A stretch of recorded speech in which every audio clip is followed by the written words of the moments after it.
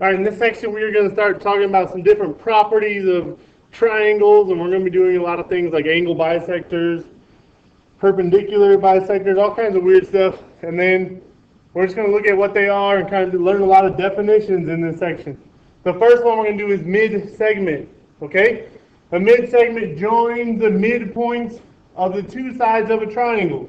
So if we know that this is congruent to that, and this is congruent to that, basically these points here are midpoints. Okay, so it's basically a segment created from the midpoints. All right, that's where that word mid-segment comes from. Then we can say a few things. All right, we're going to show you this here in the example coming up. But the segment is parallel to the third side. So those two lines are parallel. And it is half the length of the third side. Okay, so if this bottom side was, say, 20, then the mid-segment would be 10.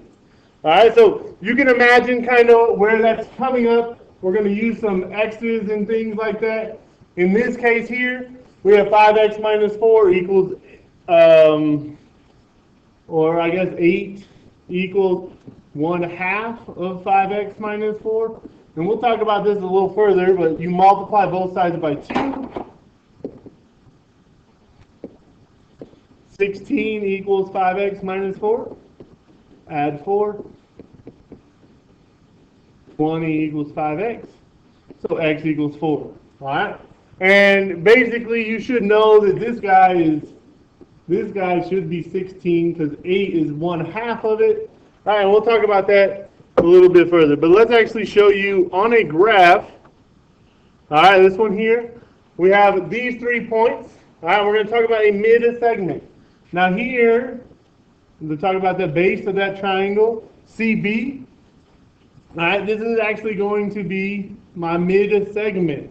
Now this is easy to count, and I'm going to do a different one here in a second, but the bottom is 1, 2, 3, 4, 5, 6. And the top is 1, 2, 3. Alright, so we're going to do it a different way, and then we'll talk about that here in a little bit. But I'm going to show you that they are what they say they are. So here what we're going to do is we are going to choose AB as my base. And I'm going to find the mid-segment using that as my base. So it's kind of rotated. So we're going to use point CA, or the midpoint of CA. So C happens to be 0, 0. And A is 4, 6. So the midpoint is, remember we talk about that as an average. So we have 0 plus 4 all over 2, comma, 0 plus 6 all over 2. And this gives me 4 over 2, which is 2. And that's 6 over 2, which is 3.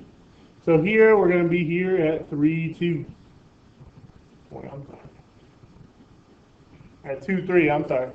So we're at 2, 3. Now we're going to look for the midpoint of CB.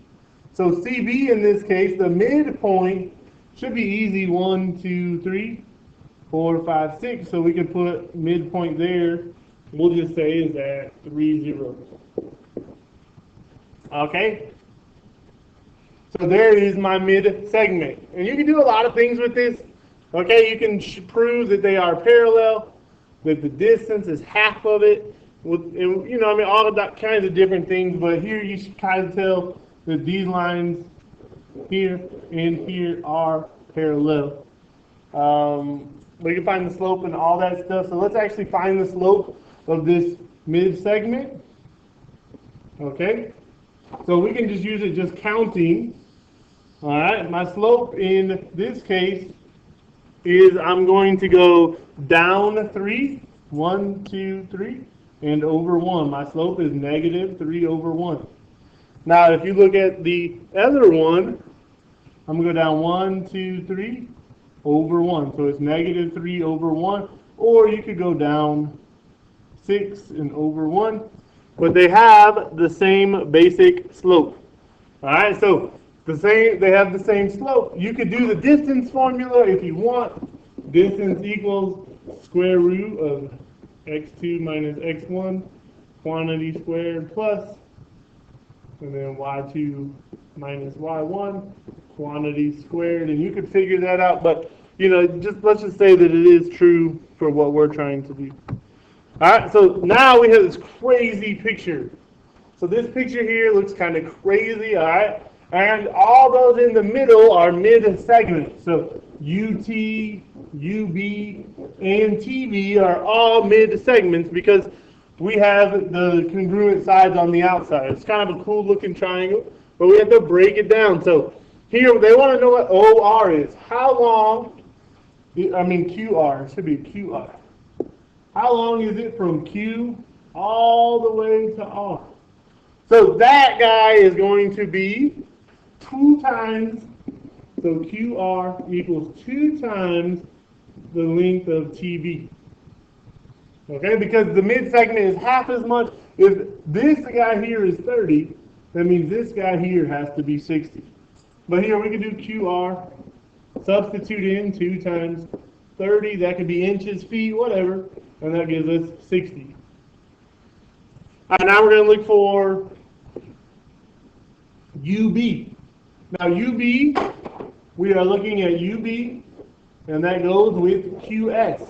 So QS is 50. We know UB is half as much, and that way we can say UB is 25. And just go fast on this, we got UT would be 20 because it's 1/2 of 40. All right, and that is a mid-segment. We're going to do more properties inside triangles, but that's it for the segment.